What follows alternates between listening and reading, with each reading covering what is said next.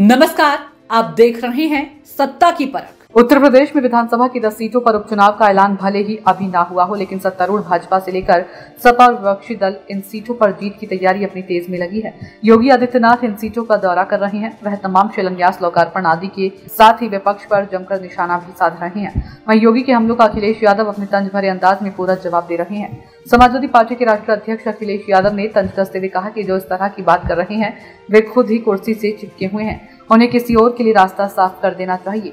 अखिलेश यादव ने योगी आदित्यनाथ के द्वारा चंदौली में एक सभा को संबोधित करते हुए कहा था कि कोई संत, महात्मा और योगी कभी भी सत्ता का गुलाम नहीं हो सकता, बल्कि वह अपने कदमों पर समाज को चलने के लिए प्रेरित भी करता है। मुख्यमंत्री योगी आज अघोराचार्य बाबा कीनाराम की जन्मस्थली पर आयोजित 425वें अवतरण समारोह में पहुंचे थे। यही कार्य बाबा कीनाराम ने आज से 425 वर्ष पहले जन्म लेकर दिया। दिव्य साधना के माध्यम से सबके सामने प्रस्तुत किया था। मुख्यमंत्री ने संत कीनाराम के जीवन पर प्रकाश डालते हुए कहा कि एक कुलीन परिवार में उनका जन्म हुआ और साधना के माध्यम से उन्हें सिद्धि प्राप्त करने के बाद अक्सर होता है कि व्यक्ति मद में कुछ नहीं देखता, किसी को कुछ नहीं समझता, लेकिन बाबा ने अपनी साधना व सिद्धि का उपयोग राष्ट्र व लोक कल्याण के लिए किया।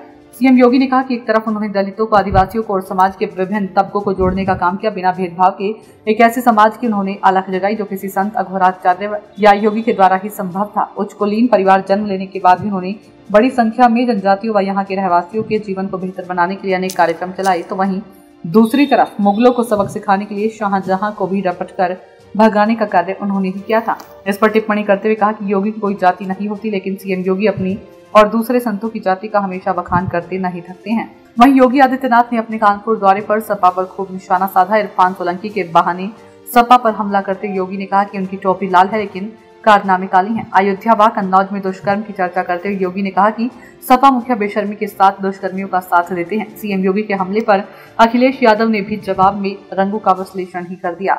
उन्होंने योगी का नाम ली वगैरह एक्स पर एक लंबी पोस्ट लिख दी, जिसमें कहा कि लाल और काले रंग को देखकर भड़कने के क्या क्या कारण हो सकते हैं। यदि कोई रंग किसी को विशेष रूप से प्रिय लगता है तो इसके विशेष मनोवैज्ञानिक कारण होते हैं, और यदि किसी रंग को देखकर कोई भड़कता है तो उसके भी कई कुछ नकारात्मक मनोवैज्ञानिक कारण होते हैं। अखिलेश ने कहा कि रंगों का मन, मानस और मनोविज्ञान से गहरा नाता होता है।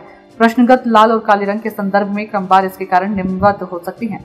लाल रंग मिलन का प्रतीक होता है। उनके जीवन में प्रेम, मिलन, मेल मिलाप का भाव होता है। वो अक्सर इस रंग के प्रति दुर्भावना रखते हैं। उन्होंने लिखा कि लाल रंग शक्ति का धारणीय रंग है, इसलिए कई पूजनीय शक्तियों से इस रंग का सकारात्मक संबंध है, लेकिन जिन्हें अपनी शक्ति ही सबसे बड़ी लगती है वो लाल रंग को चुनौती मानते हैं। बांग्लादेश में हिंदुओं पर अत्याचार के मामले में सीएम योगी आदित्यनाथ के बयान पर इससे पूर्व सपा सुप्रीमो अखिलेश यादव ने सीएम योगी पर तंज कसते हुए योगी के बांग्लादेशी हिंदुओं को लेकर दिए गए बयान पर कहा कि प्रधानमंत्री बनने की उनकी चाहत है, लेकिन अभी प्रधानमंत्री का रोल उन्हें नहीं निभाना चाहिए। ये काम भारत सरकार का है कि दुनिया में किस देश के साथ कैसे संबंध रखने हैं।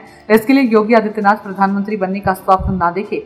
सियासी जानकारों का कहना है कि यूपी की 10 विधानसभा उपचुनाव जीतने को लेकर योगी आदित्यनाथ कोई कोर कसर बाकी नहीं रखना चाहते। इसके लिए वो हर विधानसभा में जाकर शिलान्यास और उद्घाटन कर रहे हैं। जनता को लोक लुभावनी वादे कर अपने विपक्षी दलों पर कटाक्ष करते हुए हिंदुत्व के हुंकार भर रहे हैं, लेकिन जनता महंगाई, बेरोजगारी आदि मुद्दों से उबरी नहीं है। इसके चलते योगी और अखिलेश के बीच जुबानी जंग उपचुनाव तक चलती रहेंगी।